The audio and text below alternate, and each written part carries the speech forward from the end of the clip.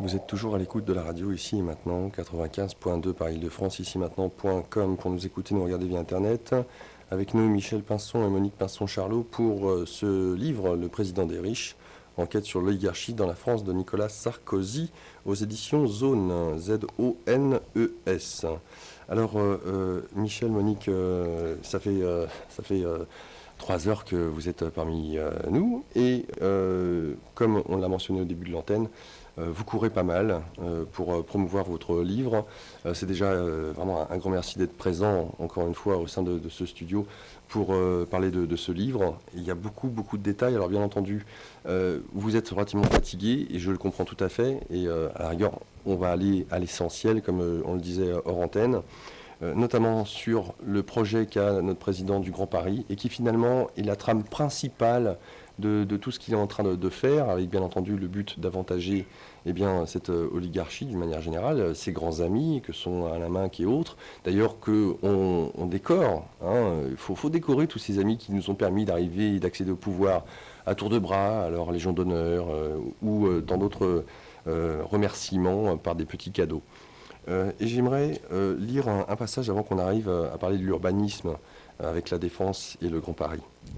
On ne peut continuer ainsi à mener aux entrepreneurs une guerre judiciaire sans merci, estime le chef de l'État. Le pénal dans les affaires, tel que le courage d'Eva Joly, installé dans le pôle financier en 99 par la gauche, a pu l'incarner, est aujourd'hui d'une autre époque. Tout est fait, nous a confié un juge ayant travaillé dans ce service pour clore le chapitre de la délinquance financière des cols blancs. La juridiction financière est bridée, les saisines des juges financiers se raréfient. Si jamais l'article de l'avant-projet de réforme de la justice pénale qui ferait courir la prescription pour abus de biens sociaux, non plus à partir de la date où les faits sont révélés, mais de celle où les faits ont été commis, était adopté, l'abus de biens social deviendrait alors très rare. Les grands patrons doivent avoir les coups des franches et se savoir à l'abri des dérives idéologiques et irresponsables de magistrats indépendants, libres de venir ruiner les montagnes les plus juteux. Isabelle Prévost-Desprez parle de drogue pour caractériser le rapport à l'argent des hauts délinquants financiers qu'elle a jugés. Je la cite. « C'est une drogue, un substitut de puissance qui atrophie la pensée. Il n'y a chez eux aucune peur du lendemain, mais ils sont les pharaons. Ils amassent l'argent et souhaitent mourir avec. Pour eux, la seule certitude qui vaille, c'est que l'argent dirige non seulement le monde, mais qu'il fait peur. Inspirer la crainte, voilà dans le fond leur seule ambition. » Je vous avais posé la question tout à l'heure de l'ego, qu'est-ce qui les motive finalement. Je pense que Isabelle Prévost-Desprez a très bien synthétisé finalement ce qui pousse ces oligarques à avancer. Alors venons-en, si vous le voulez bien, à l'histoire de Neuilly, Nanterre, la Défense bien entendu. Je vous laisse commencer, c'est vous qui choisissez peut-être un petit peu d'historique et de voir comment on en est arrivé là au jour d'aujourd'hui. Il y a un projet urbain très ancien qui remonte au XVIIIe siècle, au XVIIIe siècle, qui est un projet d'organisation de Paris à partir d'un axe qui partirait du Louvre pour aller vers le nord-ouest. Et cet axe historique a été mis en œuvre par des urbanistes, des architectes successifs. Aujourd'hui, il part bien du Louvre, de l'Arc de Triomphe du Carrousel, traverse le parc des Tuileries, traverse la place de la Concorde, arrive aux Champs-Élysées, grimpe jusqu'à l'Arc de Triomphe, prend l'avenue de la Grande Armée, descend sur Neuilly, traverse Neuilly, et maintenant est réalisé jusqu'à la Grande Arche de la Défense. Donc du Louvre à la Grande Arche de la Défense, on a une perspective rectiligne qui entend symboliser la grandeur de la France, la grandeur du pouvoir, etc. Et d'ailleurs, c'est pas totalement faux, puisque il part des quartiers du politique, où il y a l'Élysée en particulier, Mais de l'autre côté, tout près, il y a la Chambre des députés et les ministères. Et il traverse les quartiers d'affaires, les quartiers bourgeois, puis les quartiers d'affaires, et va jusqu'à la Défense, où maintenant il y a les sièges sociaux des grandes entreprises. On a bien donc là un axe du pouvoir et de l'argent, puisqu'il traverse aussi tous les quartiers riches de Paris. Et c'est sur cet axe que se joue une partie des projets du Grand Paris, comme Monique va vous le démontrer. Donc c'est un axe du pouvoir qui ne supporte absolument pas de rencontrer sur son trajet des catégories défavorisées, des espaces urbains avec des ateliers artisanaux ou des immeubles sans grâce et sans confort. Et c'est ce qui explique qu'il y ait eu ce quartier de la Défense. Au-delà du pont de Neuilly, c'était Courbevoie, Puteaux, Nanterre en partie, qui avait construit là des logements ouvriers, des ateliers d'artisans, et ça faisait une tâche, et c'était le long de l'axe historique. Et donc les promoteurs ne pouvaient pas eux-mêmes détruire toutes ces maisons parce que ça représentait quand même un périmètre important. Et surtout ne pouvait pas, il fallait mettre à nu le cadastre, c'est-à-dire que le parcellaire lui-même ne pouvait pas être réapproprié par les dominants. Et donc c'est l'État qui, sous la pression de la classe dominante, en 1958, le général de Gaulle avec Paul Delouvrier, qui ont décidé de la naissance de la Défense et donc de l'éradication complète, jusqu'au cadastre inclus, de toute la population populaire qui habitait cet espace. Et alors dans notre livre, on raconte à travers une promenade sociologique qui part de Neuilly, juste d'ailleurs devant l'immeuble familial de la famille Sarkozy. Parce que pourquoi on est parti de là uniquement parce que, comme par hasard, c'est là que la Nationale 13, l'avenue Charles de Gaulle, est recouverte. Donc il n'y a pas de bruit, il y a des fleurs, des petits bancs, des petits jets d'eau. Et voilà, avec le projet évidemment de recouvrir l'intégralité de l'avenue de Neuilly aux frais du contribuable français. Tant qu'à faire. Voilà, puisqu'elle a été rebaptisée de manière très intéressée Nationale 13. Alors, donc on organise une promenade sociologique pour nos lecteurs, où là, il ne faut pas que les lecteurs soient angoissés, ils sont vraiment pris par la main, ils tournent à droite quand on leur dit de tourner à droite, ils tournent à gauche quand on leur dit de tourner à gauche, ils regardent en l'air les hautes tours oligarchiques pour sentir l'ambiance des conseils d'administration tout là-haut, ils s'approchent de la salle des marchés où Jérôme Kerviel a fait valser quelques milliards d'euros.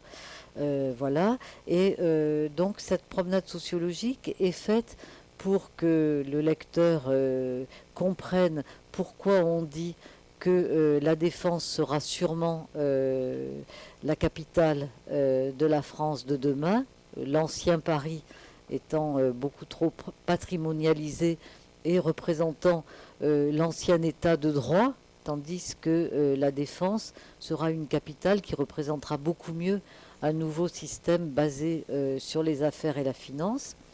Et on raconte l'histoire de la lutte entre l'État aux mains de l'oligarchie de Nicolas Sarkozy avec la ville rouge, avec la ville ouvrière, avec Nanterre qui concentre 65% de logements sociaux et qui a le malheur d'être situé dans le prolongement de l'axe de la Défense. Et c'est un véritable champ de bataille.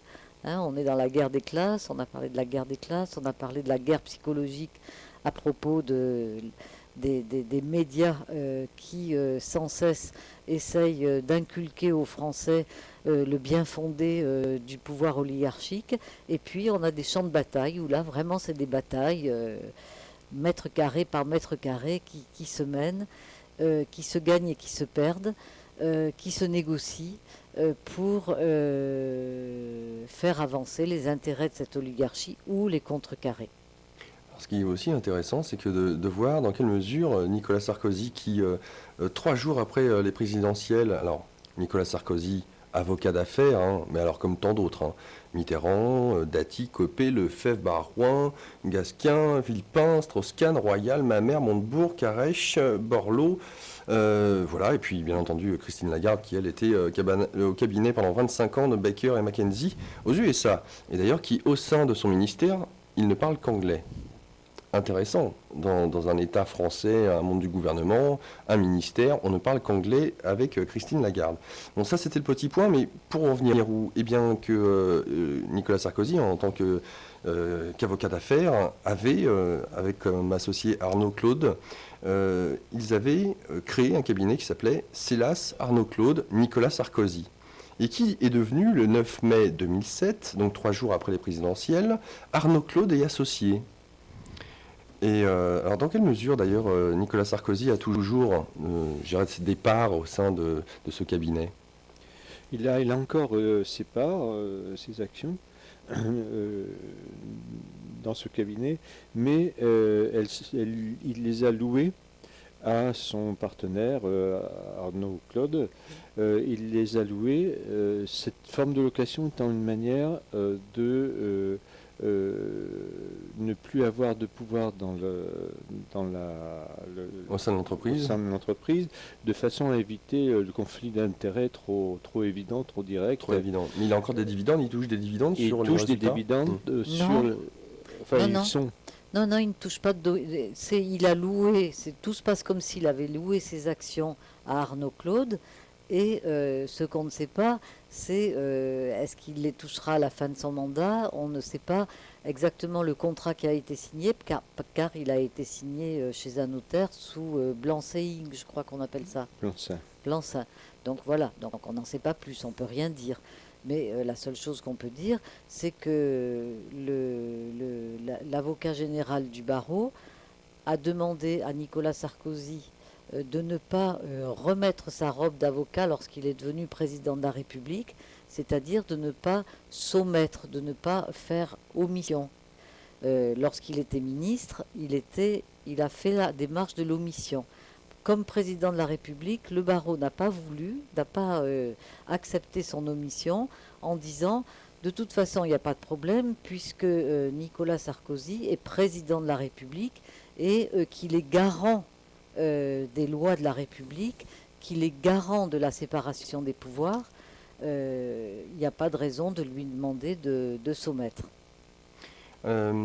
Alors pourquoi est-ce que je parle du cabinet dans lequel Nicolas Sarkozy a loué ses parts, comme je dis. Donc le nouveau cabinet s'appelle Arnaud Claude et Associés.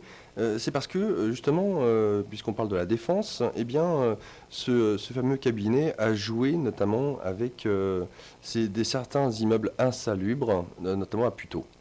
Et que dans le but d'agrandir la défense qui se trouve à cheval entre... Alors combien de communes? Il y a Nanterre, Courbevoie, Puteaux, Nanterre.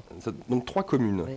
Donc pour agrandir la fameuse capitale, la future capitale de France, que serait la défense, il faut grignoter quelque part, par-ci par-là, sur ces 3 communes qui se battent comme elles peuvent pour essayer de rester, entre guillemets, intègres. En tout cas par rapport à leur limitation, si on peut dire ça comme ça. Et là, on voit le cabinet, donc l'ancien cabinet de Nicolas Sarkozy, qui joue des coudes, arrive à prendre place pour notamment éradiquer certains immeubles insalubres. Et on se souvient de ces immeubles qui ont brûlé plus ou moins, et ça a été l'occasion de dire, effectivement, il y a des immeubles insalubres, on va tout raser, et puis on va construire autre chose. Oui, tout à fait. C'est-à-dire qu'effectivement, le cabinet d'avocats de Nicolas Sarkozy s'est dans un premier temps beaucoup occupé d'expropriation. De toute façon, c'est l'avocat, par exemple, il y a des pages que j'aime bien dans notre livre qui sont un peu croustillantes sur la ville de Levallois-Perret. Avec Patrick Balkany. Voilà, dont Patrick Balkany est le maire. Et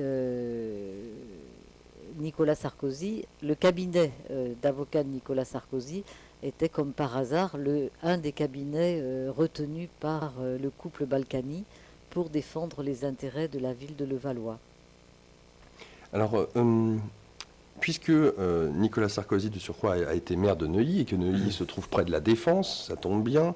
Non seulement on y grandit à Neuilly, mais en plus on devient maire, à une certaine forme de revanche. Mais quand on part de Neuilly, et notamment quand on part en tant que conseiller général des Hauts-de-Seine, ça c'était avant de devenir président, eh bien Nicolas Sarkozy qui était déjà présent un peu sur tous les fronts, faut bien des personnes pour le remplacer. Alors c'est là où on voit ce qu'il s'est passé, et on s'en souvient un petit peu, et merci parce qu'avec votre livre, ça rafraîchit tout de suite et ça remet les idées en place, avec les élections qu'il y a eu le 9 mars 2008 entre Jean-Christophe Fromentin et Arnaud Tellet.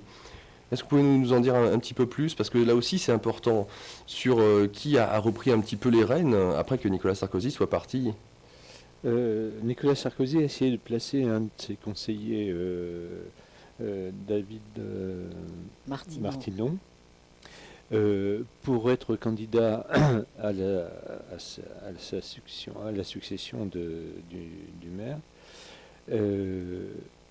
Mais Martinon n'était pas un habitant de Neuilly, n'était pas conseiller municipal. Il a été complètement parachuté et il n'a pas été admis par la population qui avait son candidat, qui était Arnaud Tellet, qui était aussi... Dissident UMP. Oui, qui était aussi le... Ami de longue date de Nicolas Sarkozy. Oui.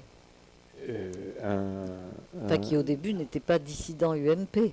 Il était militant UMP et il espérait bien avoir l'investiture de l'UMP. Voilà.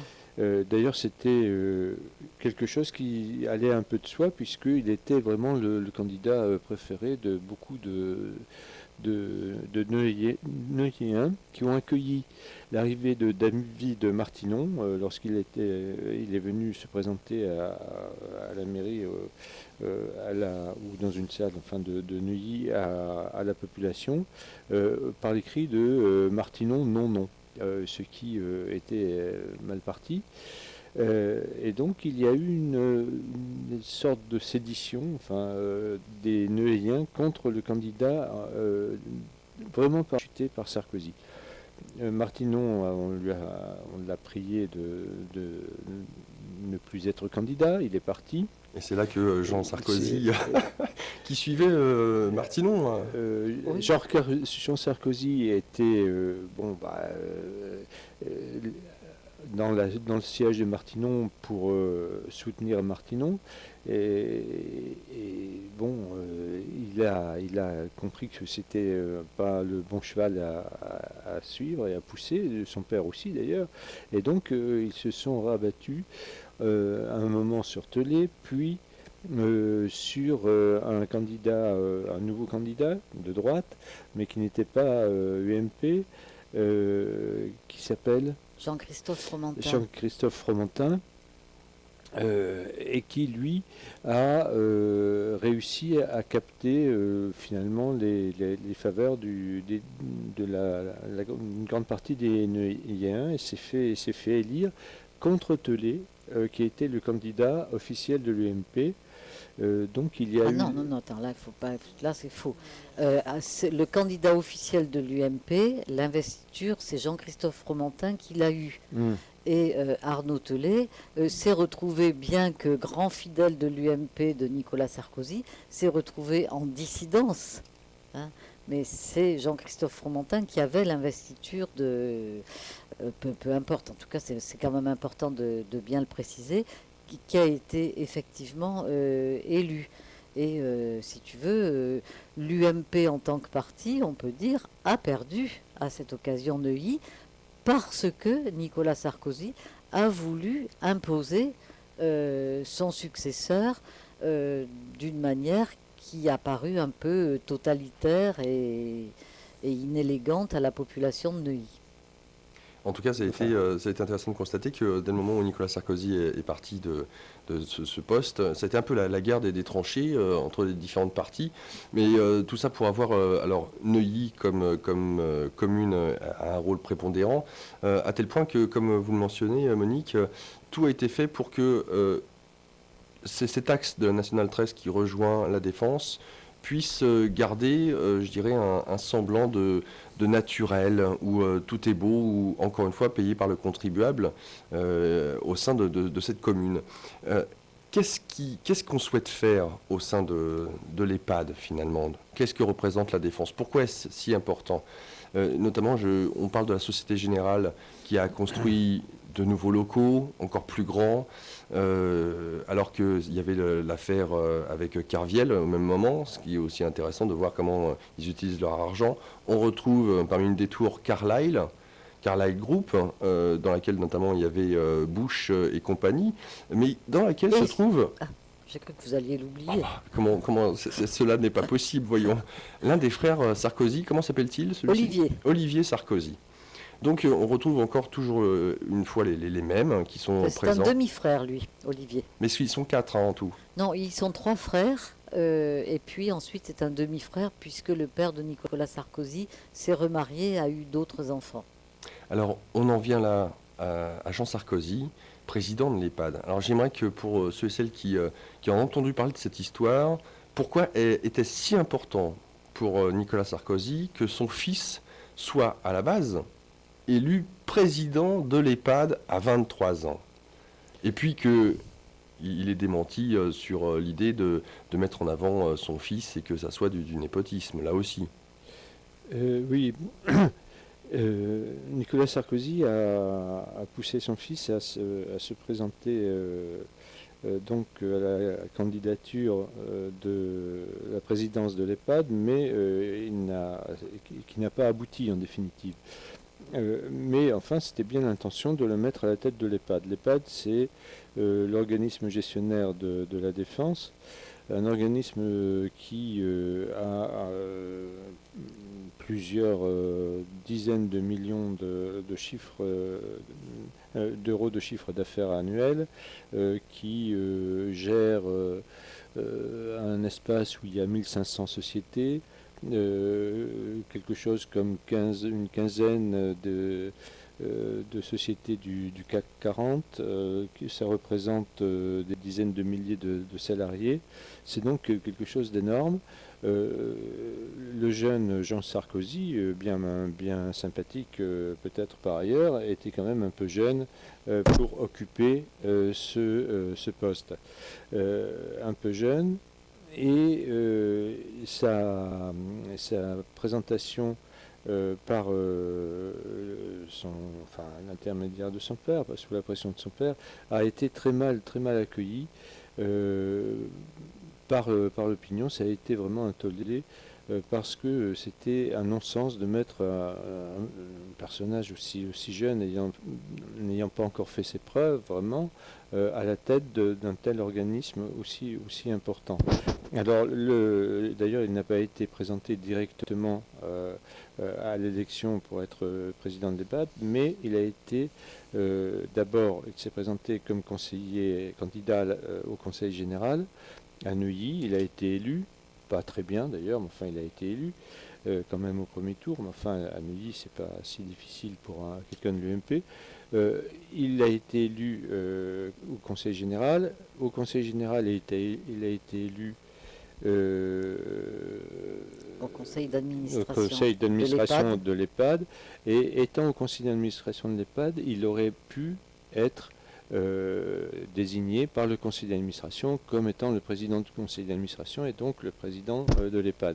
Mais ça s'est arrêté à son élection au conseil d'administration. Il a décidé de retirer sa candidature pour la présidence de l'EHPAD devant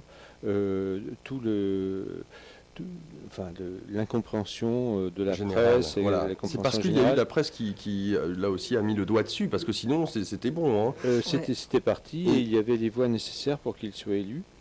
Et je rappelle... il y avait la presse française, mais aussi étrangère. Et par exemple, il y a un numéro de Courrier International qui a repris les articles qui parlaient de cette affaire française pour se demander, avec beaucoup d'étonnement et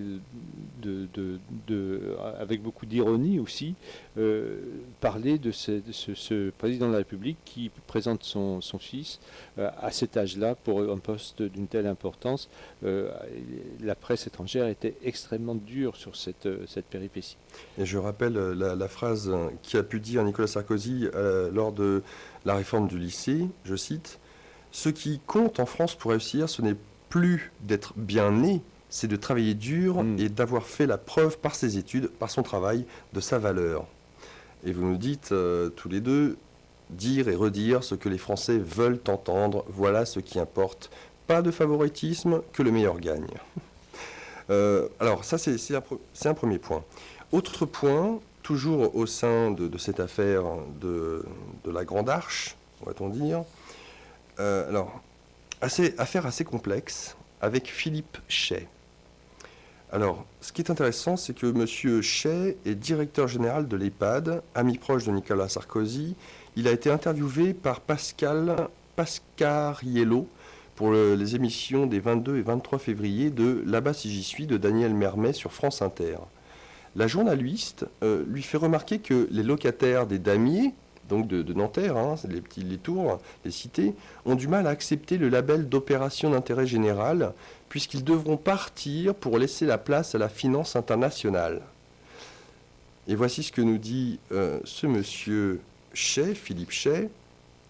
« Je suis un homme libre, et eux aussi, fait-il observer. Je suis propriétaire des terrains et je vends des droits à construire. Mais je ne peux pas vous dire, ajoute-t-il sur un ton de plus en plus courroucé, si c'est bien ou mal, je n'en sais rien. Je ne suis ni un professeur de morale, ni un professeur de philosophie. On n'est pas là pour distribuer des bons ou des mauvais points. Je n'ai pas de commentaires à faire sur les positions de qui que ce soit d'autre que moi, et c'est déjà beaucoup. » Sur ce, il quitte la journaliste en claquant la porte. Philippe Chaix est un haut fonctionnaire qui semble raisonner, à l'instar de Nicolas Sarkozy, plus en homme d'affaires qu'en représentant de l'intérêt général. Et là-dessus, on rajoute, parce que c'est un petit extrait, mais ce n'est pas suffisant, d'autant que le Parisien du 22 juin 2010 annonce que le groupe russe Hermitage et l'EHPAD auraient signé un accord sans que le conseil d'administration de ce dernier en ait été informé. Effectivement, Nicolas Sarkozy et Dimitri Medvedev ont assisté le 19 juin 2010, à l'occasion d'un forum économique à Saint-Pétersbourg, à la signature de l'accord par le représentant de la société russe Hermitage et la présidente de l'EHPAD. Je cite, « Ce projet, selon Jean-Paul Huchon, est d'autant plus indécent qu'il autorise la construction de bureaux, de logements, de standing et d'un hôtel de luxe après destruction de logements sociaux. » Magnifique. Alors, ce qui est intéressant, et là j'ai beaucoup appris parce que je ne le savais pas, vous en avez parlé au début d'antenne, mais pour que les auditeurs réalisent à quel point c'est le centre névralgique, le nerf de la guerre, hein, l'Arche, la défense, c'est quand même fort, ne serait-ce que le nom.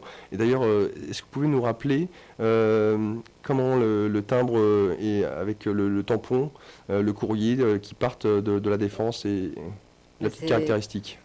C'est parce que la défense s'était établie sur des villes aux consonances ouvrières, plutôt Courbevoie, Nanterre. Est-ce que ça faisait une belle adresse pour les patrons du CAC 40 pour se faire écrire? Ben non. Alors du coup, l'oligarchie a négocié directement avec le ministre de l'époque de la Poste pour obtenir une adresse qui soit Paris La Défense. Et ça a été obtenu, et du coup, il y a tout le capital symbolique qui est attaché à Paris, et puis c'est aussi une façon de faire évoluer le Grand Paris dans la direction du pouvoir, c'est-à-dire dans la direction du tropisme de l'Ouest. C'est ça qui est intéressant. Paris, la Défense. La Défense fait partie de Paris et la future capitale. Alors, l'EHPAD, ça c'est une chose. Je voulais aborder un autre point concernant cette histoire avec Jean Sarkozy, on en a parlé, mais de voir à quel point il bataillait finalement et que entre Nanterre, Courbevoie et Neuilly et Puteaux, c'était un peu la guerre des tranchées. Dans quelle mesure est-ce que les différents représentants au sein de ces différentes communes arrivent à se faire entendre. Vous parliez tout à l'heure de Nanterre, qui est communiste. Est-ce qu'ils arrivent à suffisamment avoir de poids, à tous se réunir? Est-ce que les différentes communes que je viens de citer arrivent à être suffisamment solidaires pour contrer le poids de la défense? Oui, alors là justement, ce qui s'est passé avec l'histoire de Jean Sarkozy, c'est que le résultat, c'est que Nanterre, Rueil-Malmaison, Suresnes, Puteaux, Courbevoie, La Garenne, Colombes, 6 communes ont décidé de se regrouper, de faire bloc. de faire bloc. Donc voilà, finalement, les élus ont voulu reprendre le pouvoir, manifester leur pouvoir sur leur collectivité territoriale pour contrer des décisions qui le jugeaient beaucoup trop autoritaires et népotiques. Donc l'histoire du Grand Paris alors, là aussi on en a parlé, je trouve pas qu'on en ait parlé tant que ça dans la presse au moment où Nicolas Sarkozy a fait part, a lancé ce projet du Grand Paris. Et qu'est-ce que ça sous-entendait ce Grand Paris? Qu'est-ce que ça implique?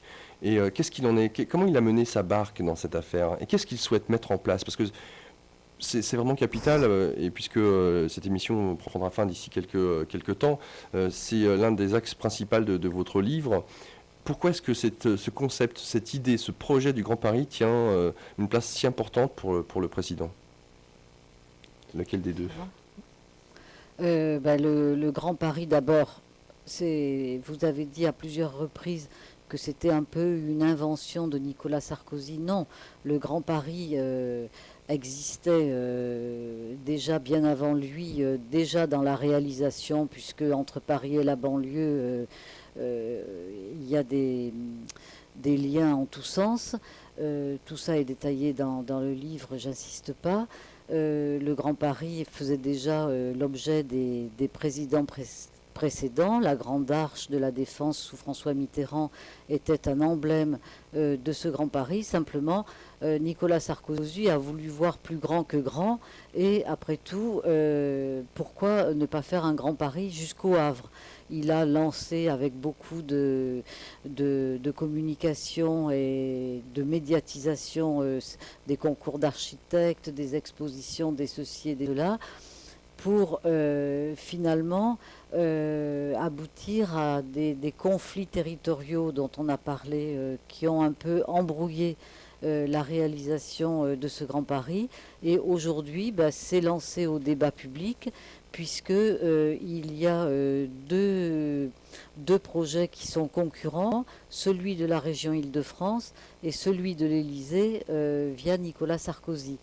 Donc si vous voulez, la victoire n'est pas extraordinaire, puisqu'il se retrouve avec 2 projets qui sont en débat, l'un favorisant celui de Nicolas Sarkozy, favorisant le monde de la finance avec ce métro automatique qui ne relierait que des pôles d'excellence à d'autres pôles d'excellence, en niant complètement les déplacements domicile-travail, et l'autre, celui de la région Île-de-France, au contraire, essayant d'améliorer le système des transports pour les gens qui travaillent, pour les gens qui se déplacent pour aller travailler à la Défense.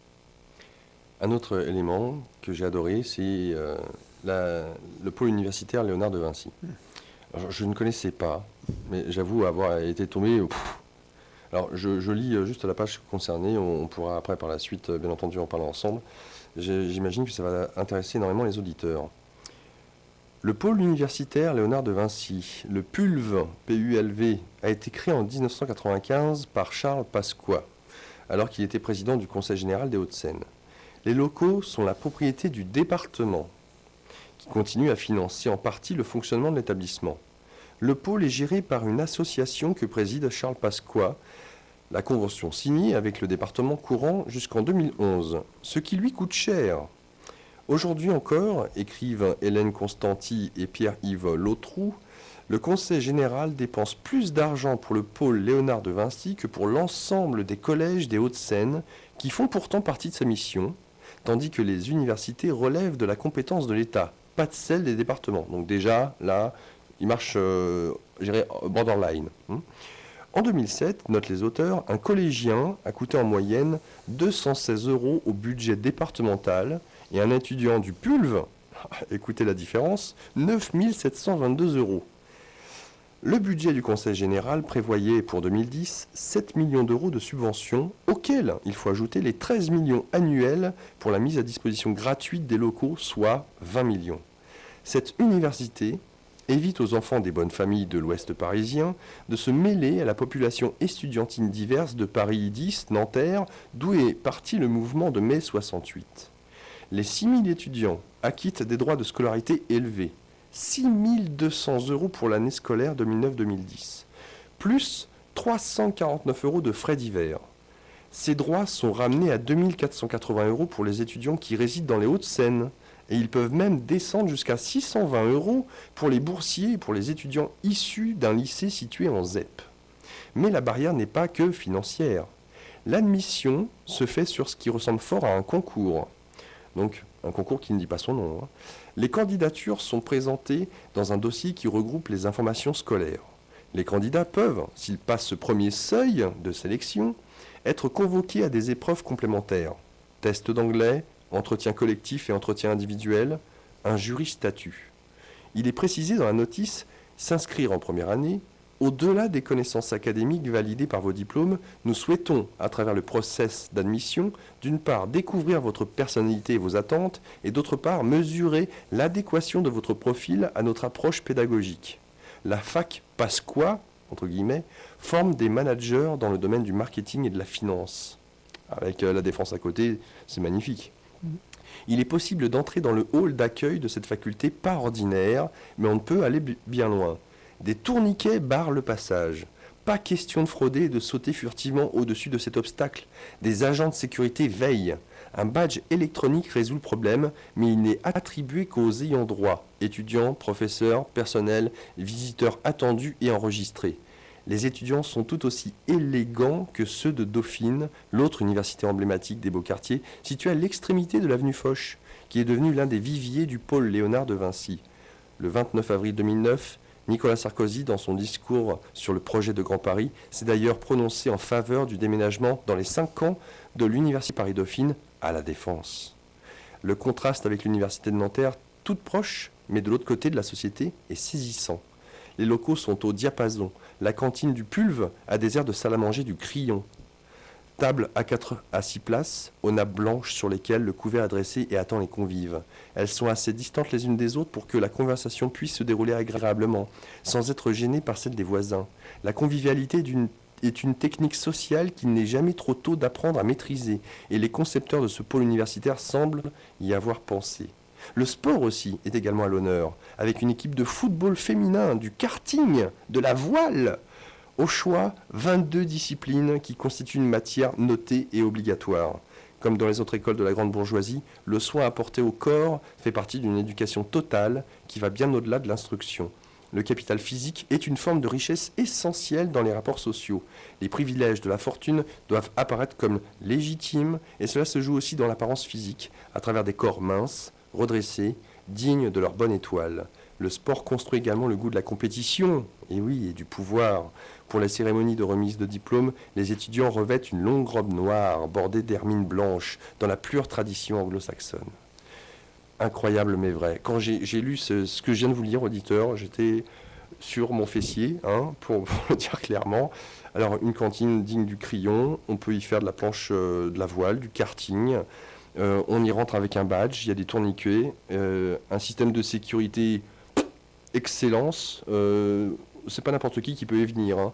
Et on peut peut-être mieux comprendre aussi ce que souhaite mettre en place là, le gouvernement avec finalement des policiers au sein des écoles, des caméras un peu partout.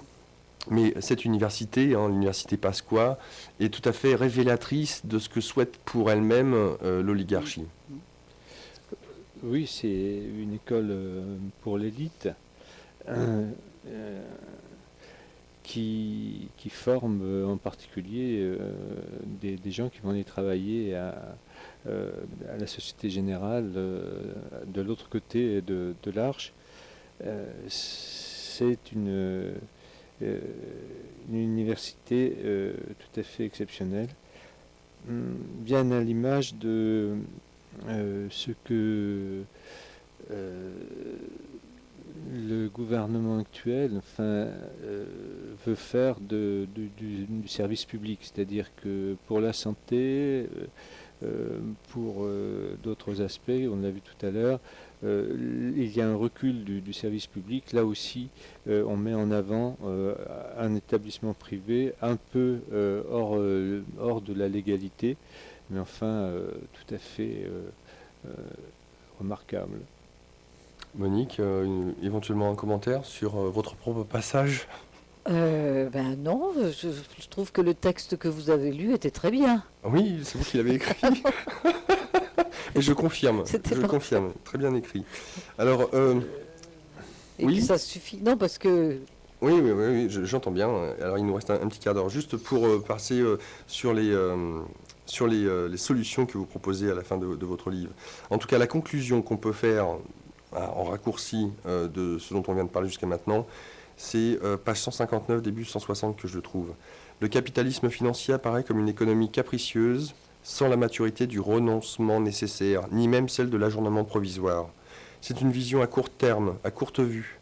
Ainsi, le néolibéralisme est un singulier retour d'âge par rapport à un capitalisme qui tenait compte des rapports de force.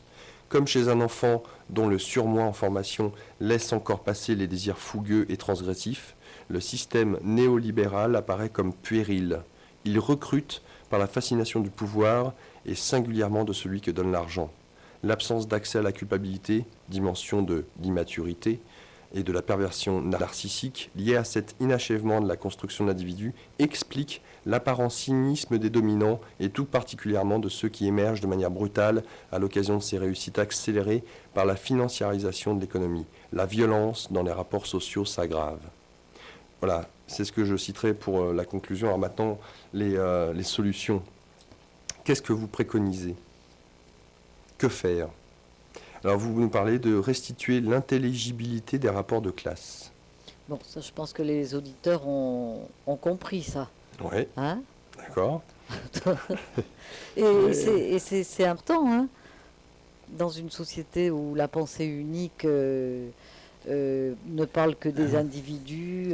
Voilà, nous, on parle d'ouvriers, d'employés, de bourgeois, d'aristocrates de l'argent, de guerre des classes. Et je pense qu'appeler un chat, c'est très sain. Une de nos idées aussi, dans le même ordre d'idées, c'est d'aller vers une diffusion de la connaissance par rapport à ce qui se passe réellement, le fonctionnement de l'économie, etc. Et pour ça, on insiste bien sur les sources, et en particulier les sources dans Internet qui sont extrêmement abondantes et intéressantes. Vous venez de lire un passage sur la fac Pasqua. Il faut aller voir le site de la fac Pasqua, c'est-à-dire de PULV, là.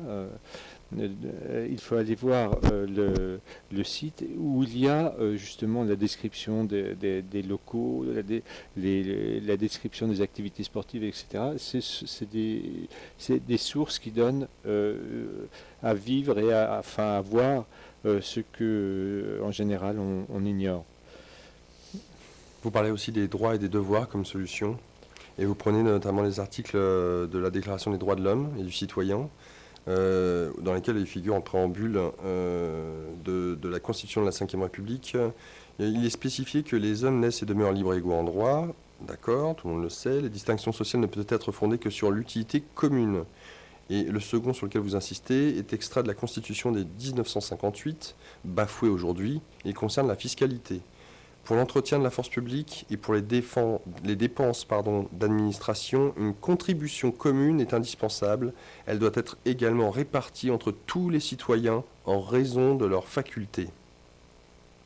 Oui, on a voulu insister dans cette première série de propositions sur justement le rappel des droits que chaque citoyen français peut faire valoir et très souvent ne le fait pas, n'intériorise pas le fait qu'il y a des droits parce qu'au fond, la violence des rapports de domination induit ce que nous appelons comme sociologues la violence symbolique, c'est-à-dire finalement les dominés reconnaissent aux dominants ils ont complètement intériorisé cette domination, ils leur reconnaissent le statut de dominant. En effet, ils nous sont supérieurs et ils acceptent et ils contribuent à leur domination.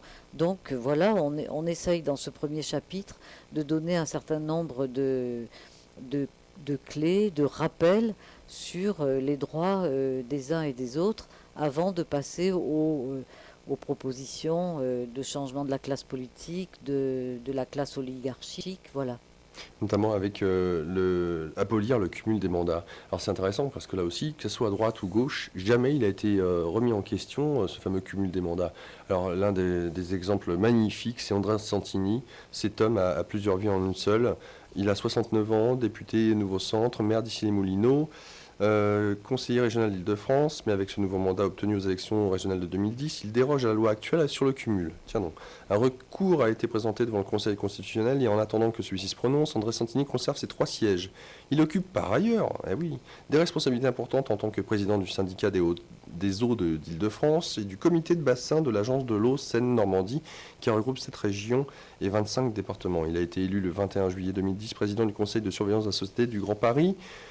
Pour que cela soit possible, je passe. Bref, en tout cas, le cumul des mandats, là aussi, on retrouve cette idée que droite, gauche, qu'importe le parti, mais il n'est même pas mis en avant dans un programme politique lors des présidentielles, le fait qu'on arrête le cumul des mandats.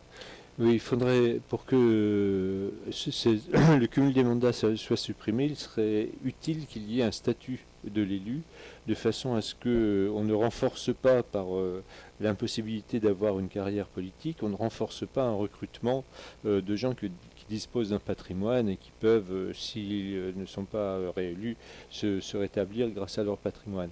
Donc qu'il y ait un statut de l'élu pour qu'il n'y ait plus une nécessité d'avoir plusieurs mandats de façon à sécuriser sa position politique et de faire une carrière politique.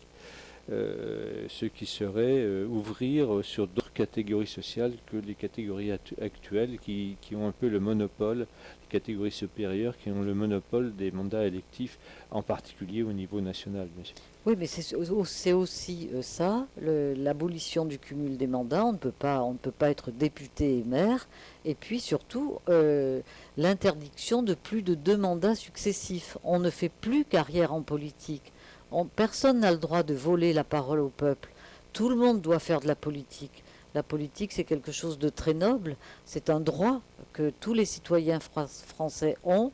Or, aujourd'hui, aux dernières élections régionales, 69% des ouvriers n'ont pas participé au vote. 69% C'est des énorme. ouvriers.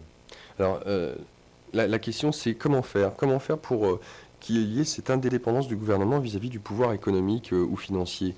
Parce que j'entends les propositions que vous faites, mais encore faut-il qu'il y ait une proposition, là, les prochaines élections 2012, au moins d'un parti. Je ne parle pas d'un homme ou d'une femme qui pourrait représenter. Vous parliez tout à l'heure, Michel, de programme.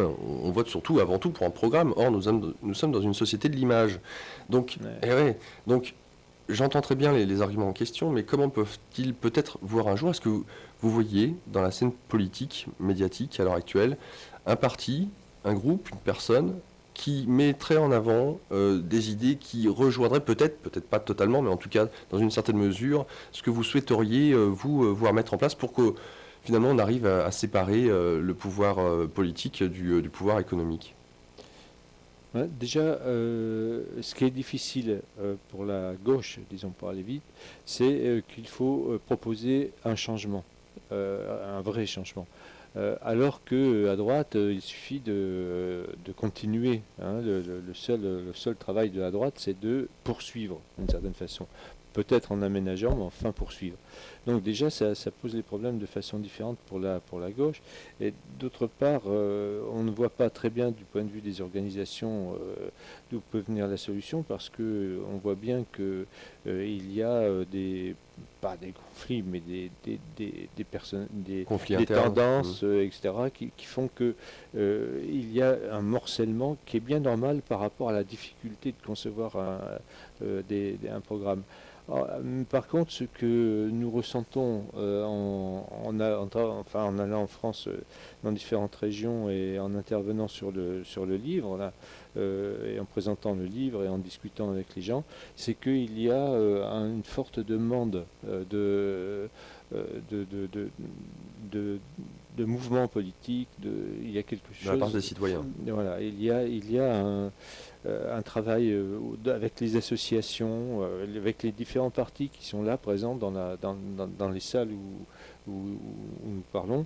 Il y a vraiment, ce qui s'exprime, c'est une aspiration à un renouveau, quoi, de la vie politique. Ça, c'est très sensible. Est-ce qu'il y a des hommes politiques qui sont venus vous voir par rapport à votre livre et on parlait un peu avec vous Pas tellement. ou vous ont contacté peut-être? Non.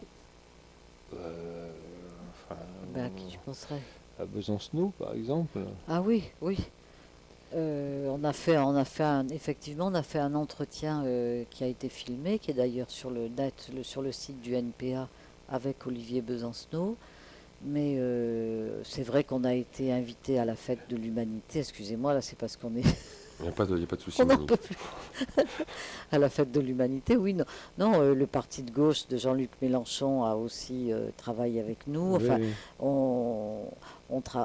pour l'instant, on n'a eu aucun contact avec le Parti socialiste. C'est le silence total. Mais là, on a fait un système de relance épistolaire. On espère que un socialiste va nous entendre et se dira qu'il faut peut-être quand même discuter, accepter oui. de discuter au moins de propositions qui ne sont là qu'à titre de proposition. Hein, c'est pas du tout à prendre ou à laisser, c'est à discuter.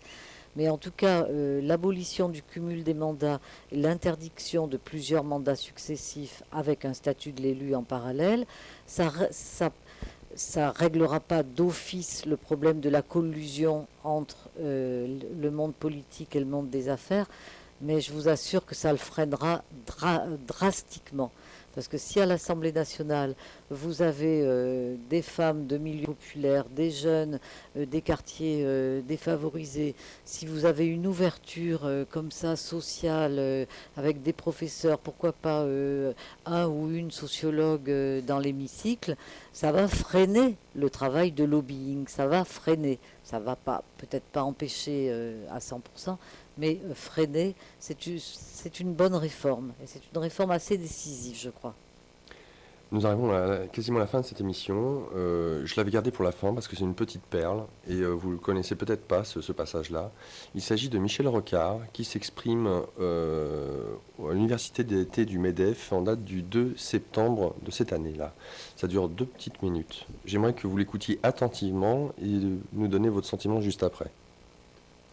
Ma conclusion est, nous allons de plus en plus vers la probabilité de décisions d'ordre public de plus en plus profondes et de plus en plus urgentes. Sur le climat, un jour, les votes partout diront « Vous êtes fous, faites quelque chose ». La peur, c'est qu'on fasse n'importe quoi. La certitude, c'est qu'on fera vite et beaucoup. Et donc, on revient vers un besoin de politique plus fort. Il faudra surmonter tout ça, parce que qu'il s'agisse de la santé, qu'il s'agisse des finances, qu'il s'agisse de la surveillance des armes, etc., aucune des agences spécialisées des nouvelles autorités n'a les pouvoirs nécessaires pour traiter les problèmes au niveau de l'ampleur où ils ont mondialement. Et par conséquent, il faut bien aller jusqu'au bout, il faut que les opinions publiques, notamment le seul milieu humain qui connaisse quelque chose au monde extérieur. Ce n'est pas vraiment les journalistes, ce n'est pas les politiques, ils ne sont référés qu'à leur seule tradition, ce n'est pas le monde salarial et ses syndicats, ce n'est pas beaucoup de nos intellectuels trop sensibilisés par leur langue et leur culture, c'est vous les patrons. Vous n'avez pas de substitut, vous êtes la seule expertise par rapport au pouvoir en connaissance du monde extérieur à ce qui s'y passe. Dites vos peurs, faites pression, il est grand temps. Mais laissez pas passer. Et l'urgence, c'est qu'il va falloir finir par tomber d'accord pour dire les souverainetés nationales ont dépassé leur stade d'efficacité, elles entrent dans la période de la nuisance. C'est vous les patrons. Le seul milieu humain qui connaisse quelque chose au monde extérieur. Vous n'avez pas de substitut, vous êtes la seule expertise par rapport au pouvoir en connaissance du monde extérieur à ce qui s'y passe. Dites vos peurs, faites pression, il est grand temps. mais laissez pas passer. Et l'urgence, c'est qu'il va falloir finir par tomber d'accord pour dire les souverainetés nationales ont dépassé leur stade d'efficacité, elles entrent dans la période de la nuisance.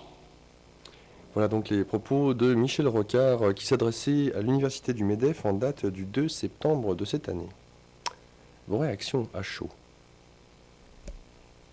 Moi, je suis pas trop surprise. C'est ce que j'appelle les oligarques de gauche qui vont en 2012 opérer une alternance pour permettre au système capitaliste de rebondir après les terribles réformes très négatives pour le peuple français mises en œuvre par Nicolas Sarkozy. Et donc, entre Michel Rocard et Dominique Strauss-Kahn, voilà, je crois que ce sont exactement des hommes qui vont pouvoir prendre la relève. Enfin là, il y a Michel Rocard, non, parce qu'il est trop âgé.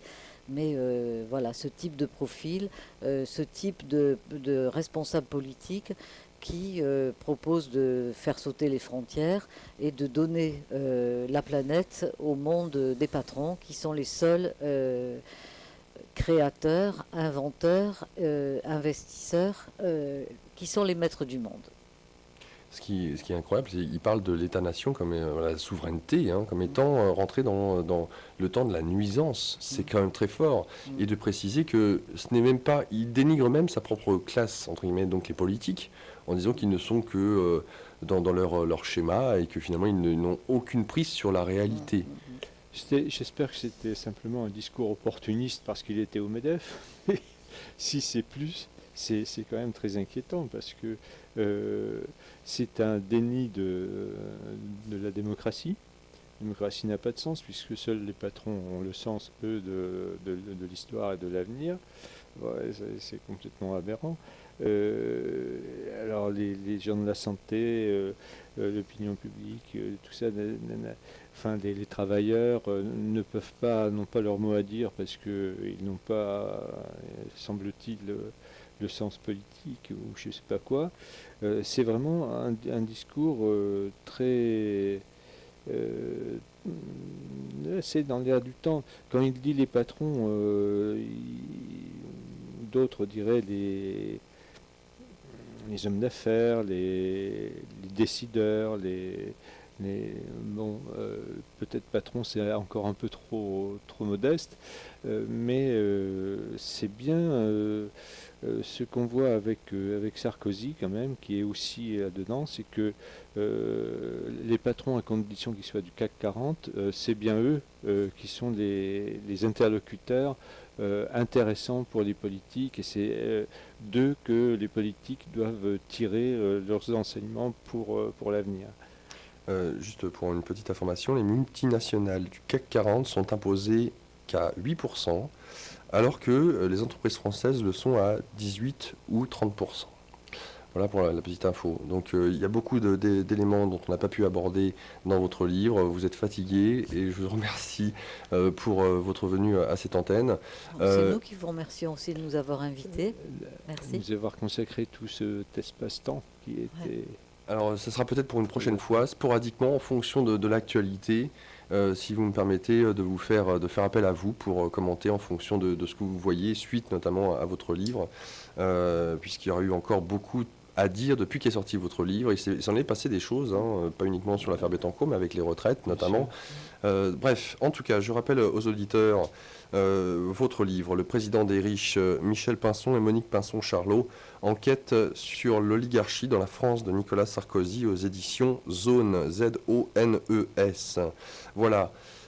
On va se quitter donc. Je vous souhaite une bonne continuation. J'espère que vraiment vous allez pouvoir continuer à faire la présentation, la promotion de votre livre, que ce soit au sein de salles de fête ou de théâtre ou que sais-je. En tout cas, que les citoyens français se mobiliseront, seront à l'écoute, s'intéresseront à finalement le dessous des cartes de ce qui se passe, de ces gens qui finalement jouent au casino à longueur de temps et ne visent qu'à favoriser leur propre parti, je dirais. Un grand merci. Merci à vous. Merci Et à on vous. se retrouvera une prochaine fois. Avec plaisir. Au revoir. Au revoir. La suite de nos programmes. Eh bien écoutez, je ne sais pas encore exactement. Je vais voir ce que je vais pouvoir mettre comme rediffusion pour vous. Désolé auditeurs, auditrices de de ne pas avoir pu prendre vos appels et vos questions, nos invités étant vraiment très fatigués. Je les ai peut-être poussés au maximum de ce qu'ils étaient capables de donner et je les en remercie. Donc j'espère en tout cas que vous avez pris bien note de ce qui était dit durant cette émission, que vous pouvez retrouver alors certainement demain en fin de journée, notamment la vidéo, qui seront sur le site de la radio, et puis l'émission sera rediffusée bien entendu ultérieurement. Je vous souhaite à tous et à toutes une bonne soirée. On se quitte avec les Rita Mitsuko, il y a de la haine.